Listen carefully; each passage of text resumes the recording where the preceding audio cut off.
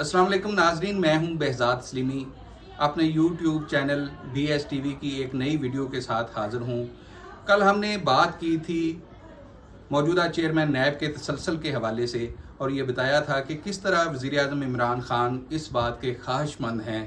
कि justice retired Javed Iqbal जो हैं वो बदस्तूर चेयरमैन नैब के मनसब पर फाइज रहें। और इसके लिए हमने ये भी बताया था आपको कि आर्डीनेंस के ज़रिए उनको तसलसल देने का रास्ता निकाला जाएगा। आज इस हवाले से हम बात करेंगे और इसके साथ साथ आज रावलपिंडी में एक बड़ी तब्दीलियां हुई हैं पाक फ़ौज में, उसके हवाले से भी बात करेंगे। लेकिन उससे पहले मेरी आपसे दरख्वास्त है कि आप मेरे इस चैनल को ज़रूर सब्सक्राइब करें और इसके साथ साथ जो वीडियोज़ हैं उनको भी ज़रूर लाइक करें। आज मेरे साथ मौजूद हैं बहुत ही सीनियर जर्नलिस्ट हैं इस्लामाबाद के और ये एडिटर इन्वेस्टिगेशन अब तक हैं नईम महबूब साहब। उनसे बात करेंगे इन तमाम अमूर पर। नईम साहब, गुज़िश्ता रोज़ हमने अपने नाज़रीन को आगाह किया था कि मौजूदा हुकूमत इस बात की ख्वाहिशमंद है कि मौजूदा चेयरमैन नैब को तसलसल दिया जाए।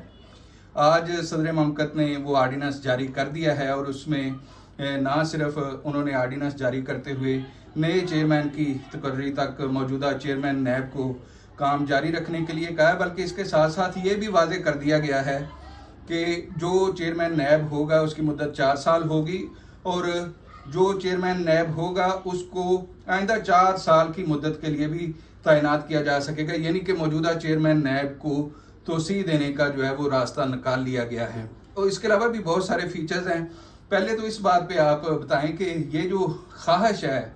इमरान खान साहब की मौजूदा चेयरमैन नैब को तसलसल देने की, इसकी क्या वजूहत हो सकती हैं, क्योंकि ये चेयरमैन नैब तो पीपल्स पार्टी और नून लीग ने लगाया था। जी बिल्कुल ऐसे ही है। ये आपको याद होगा जिस वक्त इलेक्शन हुए और बाद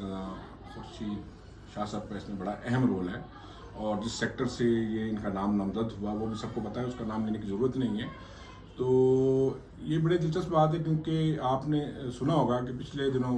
वज़ीर इत्तला फवाद चौधरी साहब ने भी कहा था कि क्या हमें कैसे करप्ट बंदे से एक उन्होंने टीवी प्रोग्राम में ऑन द रिकॉर्ड कहा कि क्या मियाँ शहबाज शरीफ को लाएंगे नए चेयरमैन नैब की तकरीर, हम उनसे मुशावरत नहीं करेंगे। बरमला उन्होंने बड़ा ओपनली कहा है। तो शायद ये आर्डीनेंस जो आज आया है तरमीमी आर्डीनेंस दूसरा 2021 नैब आर्डीनेंस आया, तो उसका मकसद सिर्फ यही है कि वो मेरा ख्याल है कि एक तो इनको तस्वीर कंटिन्यूटी इनकी चाह रहे हैं क्योंकि जस्टिस जावेद इकबाल अभी तक हुकूमत के मशावरत से कह लें, वैसे तो वो गैर जानबदारी का बड़ा ऐलान हर वक्त हर प्रेस रिलीज में करते हैं, लेकिन आप देखें कि बहुत से ऐसे मामलात हैं कभी आपको किसी हुकूमती शख्सियत का एहतसाब होता नज़र नहीं आएगा जिसमें बड़े बड़े स्कैम्स हैं, जिसमें एक शुगर स्कैम है, आटा स्कैम है, अद्वियात की कीमतें देखें कहाँ से कहाँ तक पहुँच गई और उसको किस तरह मैनिपुलेट किया गया और उसमें किस किस ने बेनिफिट्स उठाए। तो ये सारी वो चीज़ें हैं जिन पर पर्दा पोशी के लिए मेरा ख्याल है ये सारा किया गया। और दूसरा ये कि इसमें नया जो है आर्डीनेंस के तहत ना सिर्फ मुद्दत 4 साल कर दी गई, 1 साल बढ़ा दिया गया, बल्कि उसको दोबारा 4 साल की मज़ीद तोसी देना भी। तो इट्स मीन कि ये जस्टिस जावेद इकबाल ही इसको करेंगे। और इसके अलावा बेजाद एक और भी इसमें अहम मामला कि इसमें जितने भी उन्होंने हुकूमत की सरकारी इदारे और ज़ैली कमेटियाँ जो कि पार्लिमानी ज़ैली कमेटियाँ हैं उनके तहत जितने भी मामलात आएंगे उसमें वफाकी कबीना, उसमें हाँ वफाकी कबीना है, सूबाई कबीना है, स्टैंडिंग कमेटियाँ हैं, कायमा कमेटियाँ हैं, ठीक हो गया, टैक्स से रिलेटेड मामलात हैं। तो वो तमाम जो जितने भी बड़े बड़े स्कैम्स थे ना, बड़े बड़े जो मेगा स्कैम्स थे जिसमें हुकूमती शख्सियात इन्वॉल्व होती हैं, उसको आप देखें तो इस आर्डीनेंस के तहत नैब का इख्तियार ख़त्म कर दिया गया। ये सबसे अहम बात है। और क्या आगे तो नैब के चेयरमैन साहब बड़ी तकरीरें करते थे इस पर, तो क्या आप देखेंगे क्या वो इस पर भी कोई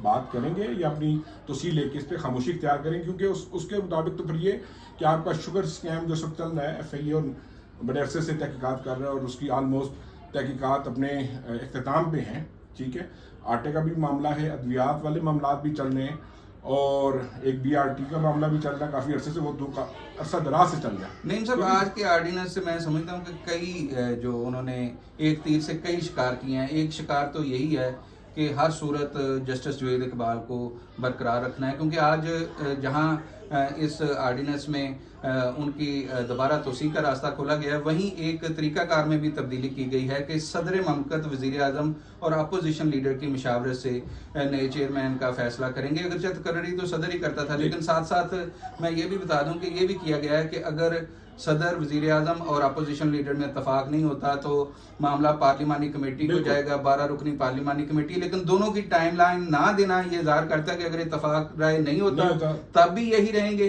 اور اگر راستہ کھل جاتا ہے تو پھر ان کو طریقہ کار کے مطابق جو ہے وہ دوبارہ سے چیئرمین. اس میں آپ دیکھیں نا کہ اس تقرری کا جو وقت مقرر ہے وہ اس آرڈیننس کے تحت کوئی ایسی بات سامنے نہیں آ رہی کہ یہ جسٹس جاوید اقبال صاحب کو کتنے عرصے کے لیے توسیع دی گئی ہے، غیر معینہ مدت تک، ٹل فردر آرڈر ہے، جب تک نہیں ہو جب تک وہ نہیں ہوگی. تو وہ اگر وہ دیکھیں اس کی مدت کا تعین ہونا بہت ضروری تھا.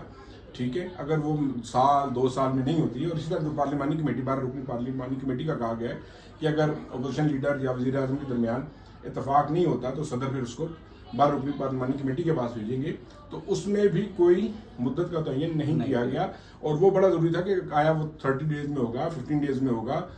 3 ہفتوں میں ہوگا، 4 ہفتوں میں ہوگا، 6 میں ہوگا، 8 میں ہوگا. تو اس کا وقت کا متعین ہونا ضروری تھا. لیکن بات یہ ہے کہ اس سے مجھے یہ لگ رہا ہے، اس آرڈیننس کے تحت یہ لگ رہا ہے کہ بہت سے ایسے معاملات ہیں مالیاتی مبینہ طور پہ، جس کو کہہ لیں،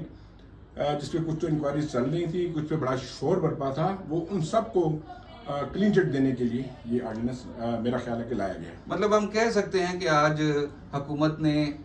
جہاں اپنے پسندیدہ چیف جو ہیں نیب کے، ان کو کنٹینیو کرنے کا فیصلہ کیا ہے، وہیں انہوں نے نیب کے پر بھی کاٹ دیے ہیں، کیونکہ اب نیب بہت سارے معاملات جو ہیں وہ ان کے حوالے سے انویسٹیگیٹ نہیں کر سکے گا آنے والے دور میں. کیونکہ ہمیشہ یہی ہوتا ہے کہ جو حکومت جب جاتی ہے تو آنے والی حکومت جو ہے اس کے خلاف ریفرنسز دائر کرتی ہے. تو جتنے بڑے اسکینڈل ہیں وہ تو نیب کے دائرہ اختیار سے باہر چلے گئے. لیکن بہزاد ایک اور بڑا دلچسپ اور اہم معاملہ ہے، یہ میں نے بعض دفعہ بہت سے اعلیٰ سطح پہ بعض سرکاری لوگوں سے بھی بات کی، اعلیٰ افسران سے بھی بات کی، سیاسی لوگوں سے بات کی، کہ دیکھیے کتنی بدقسمتی کی بات ہے کہ ہمارے ملک میں احتساب کرنے والے 3 ادارے موجود ہیں. یعنی کہ 3 طرح کے قانون موجود ہیں. صوبائی صوبوں میں اینٹی کرپشنز ہیں جو کہ اینٹی کرپشن کے کیسز دیکھتے ہیں. اور آپ دیکھیں کہ نیب جو ہے وہ سندھ کا کیس بھی دیکھ رہا ہوتا ہے، لاہور کا کیس بھی دیکھ رہا ہوتا ہے، پشاور کا کیس بھی دیکھ رہا ہوتا ہے، کوئٹہ کا بھی دیکھ رہا ہوتا ہے. ٹھیک ہو گیا، وہ صوبوں کے کیس وہ بھی دیکھ رہا ہے، جبکہ اینٹی کرپشن بھی دیکھ رہی ہے. اسی طرح وفاقی تحقیقاتی ادارہ FIA جو کہ اینٹی کرپشن ایجنسی بھی ہے، امیگریشن ایجنسی بھی ہے، اس کے ساتھ ساتھ اس کے منی لانڈرنگ ایکٹ بھی اس کے پاس ہے، اینٹی منی لانڈرنگ ایکٹ بھی ہے، پھر اور بھی اس کے پاس کاؤنٹر ٹیررزم بھی ہے، امیگریشن ایکٹ بھی ہے. ٹھیک ہے جی. تو مقصد جس ملک میں 3 ادارے احتساب کے لیے بنائے جا رہے ہوں، میری سمجھ سے بالا تر ہے کہ اس کی ضرورت کیوں نہ تینوں اداروں کو مرج کر کے ایک ادارہ بنایا جائے، اور وہ اپنا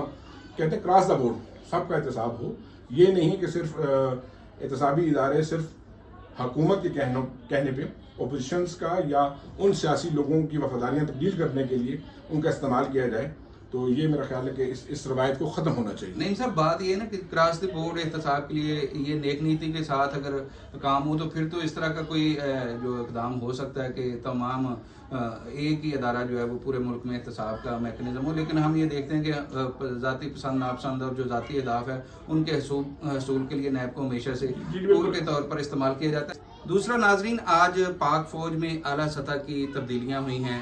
لیفٹیننٹ جنرل ندیم احمد انجم کو نیا DGISI مقرر کیا گیا ہے. لیفٹیننٹ جنرل فیض حمید کی جگہ انہیں یہ منصب سونپا گیا ہے. لیفٹیننٹ جنرل فیض حمید جو کہ